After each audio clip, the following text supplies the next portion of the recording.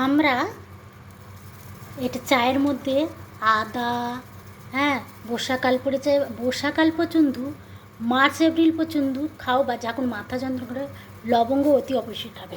লবঙ্গ খেলে আমাদের গায়ে পিঠে ব্যথা, যন্ত্রণা, এই যে দিলাম কালো জিরে, কালো জিরে সবসময় ভালো কোম্পানির কিনবে। দিলাম হচ্ছে চা পাতা। সবসময় যেটা খাবে, যে কোম্পানির জিনিসের দাম বেশি সেই কোম্পানির জিনিস লাগে কম, পরিমাণে লাগে কম। যার দাম, যে জিনিস দাম বেশি তার সেই পরিমাণে লাগেও কম। তো এটা দিলাম, চা পাতা দিলাম। এখানে তোমরা চিনির বদলি তোমরা হচ্ছে মধু ব্যবহার করতে পারো, বা তাল মিছরি ব্যবহার করতে পারো। তাল মিছরি ব্যবহার করলে সর্দি কাশিকে নির্মূল করবে, বা মিছরি ব্যবহার করতে পারো, বা চিনি ব্যবহার করতে পারো, বা চিনি ছাড়া খেলে সব থেকে ভালো। এই লবঙ্গর সাথে আরও কিছু আমি জিনিস ব্যবহার করব। এই ফুলটা সবাই চেনো, আমি অনেক ভিডিওতে করেছি, যে অনেক ভিডিওতে বলেছি যে এই ফুলটা খুব স্কিনের জন্য, চামড়ার জন্য অনেক উপকারী। এই ফুলটা দিয়ে আমি চা খাবো। এই ফুলটা দিয়ে আমি অনেকবার চা খেলে গায়ে পিঠে ব্যথা মরে। এমনকি ভিতরে আমাদের রক্তের মধ্যে কোনো জার্মস থাকলো বা নষ্ট করে দেয়, গায়ের মধ্যে চুলকানি থাকলো, আমরা বুঝতে পারি না। অনেক সময় মনে হয় না আমাদের গা চুলকাচ্ছে, যে মনে হয় কি চুলকাচ্ছে, যে গায়ে কি র্যাশ বেরোলো, তা আমরা দেখছি কোনো র্যাশ বেরোয়নি, কিন্তু ভিতরটা চুলকাচ্ছে। যার জন্য এই ফুলটা খুব স্কিন খুব ভালো করে। এটা যাদের চামড়ার রোগ আছে, অ্যালোভেরা, বিষহরি পাতা, আর বিষহরি দেখবে লাল লাল একটু মোটা টাইপের, অনেকে অনেক নামে চেনে। বিষহরি মানে বিষকে হরণ করে, আর মা মনসার এক নাম হচ্ছে বিষহরি। তো ওটা খুব উপকারী। তার মধ্যে যদি এই নয়নতারা ফুল, হ্যাঁ, এমনকি তোমার নয়নতারা ফুল এবং গাঁদা ফুল, জবা ফুল, এই অ্যালোভেরা, এগুলো যদি দুটো তিনটেও জিনিস দিয়ে বেটে চামড়ার মধ্যে মাখো, অনেক রোগকে নির্মূল করবে। এমনকি ওখান দিয়ে আটার মতন বেরোবে, বেরিয়ে জায়গাটা শুকিয়ে যাবে। চামড়ার যে কোনো সমস্যা আগে ডাক্তার দেখাবে, ডাক্তারের আগে কিছু নিশ্চয়ই এলোপ্যাথি, হোমিওপ্যাথি, আয়ুর্বেদিক যাই হোক দেখাবে। তারপরে অল্পতে এগুলো ভিতর থেকে যদি কোনো সমস্যা থাকে সেটা গায়ের ওপরে বেরিয়ে আসবে।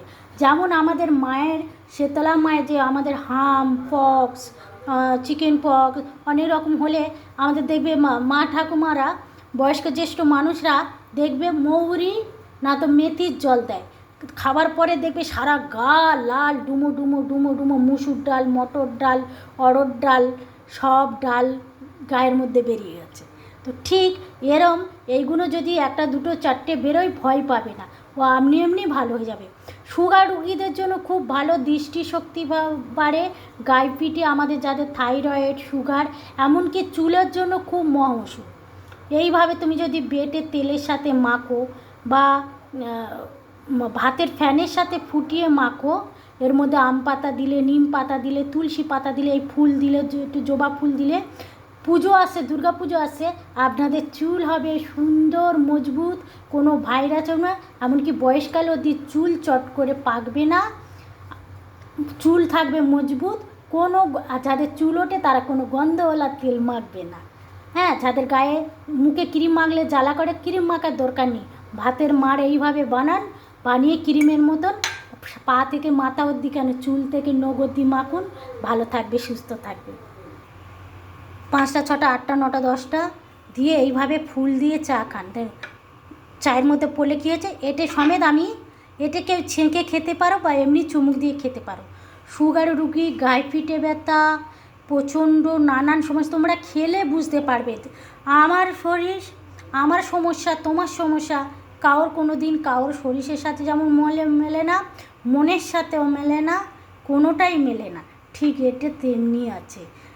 খাবে দেখবে অনেক উপকার করে, চোখের দৃষ্টিশক্তি বাড়বে, গায়ে পিঠে ব্যথা, থাইরয়েডের যাদের সমস্যা আছে, তারা, সুগার আছে খুব গায়ে পিঠে, এমনকি গায়ে রক্ত কম থাকলেও গায়ে পিঠে খুব ব্যথা হয়, ম্যাজে হয়, কোনো কাজ করতে ইচ্ছে করে না, মনে হয় না এক্ষুনি 103 4 5 জ্বর এসে গেছে, এই ধরনের মনে হয়।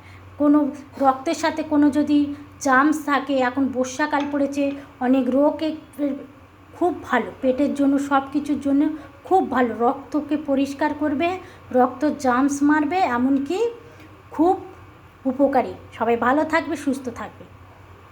সামনে ভালো থাকো, সুস্থ থাকো আর আনন্দ করো। কালকের হচ্ছে রাখি আছে, সবাই ভালো থাকো, সুস্থ থাকো, ঈশ্বরের সাথে সবাই বন্ধন করো, ঈশ্বরের প্রতি ভালোবাসা, শ্রদ্ধা, প্রেম রাখো, দেখবে ঈশ্বর তোমার রাস্তা ঠিক দেখাবে। ঝামেলা হবে, অশান্তি হবে, জ্বালা হবে, অনেক কিছু হবে, তুমি জানবে আমি কে ভালো মানুষ কে খারাপ মানুষ আগে থাকতে আমরা জানতে পারলাম। নিজের সিকিউরিটি নিজে নিতে পারবে মানুষ, আমরা নিজেকে সাবধানতা হতে পারবো। যে অনেক সময় আমরা কি হয়, ঠাকুরকে ডাকলে কি হয়, অনেকে বলে দেখেছো ভগবানকে যত ডাকছি তত দুঃখ কষ্ট ঝামেলা অশান্তি আসছে। কথাই আছে যে ঈশ্বর বলে যে কি, ভগবান বিষ্ণু বলেছে যে করিবে আমার রাস তারই করিব আমি সর্বনাশ, যে বারে বারে রাস করিবে আমি হব তার দাসের দাস। তো ভগবানও পরীক্ষা করে দেখে, ভক্ত দেখে কি, আর আমরাও চিনি যে আমাদের শত্রু কতটা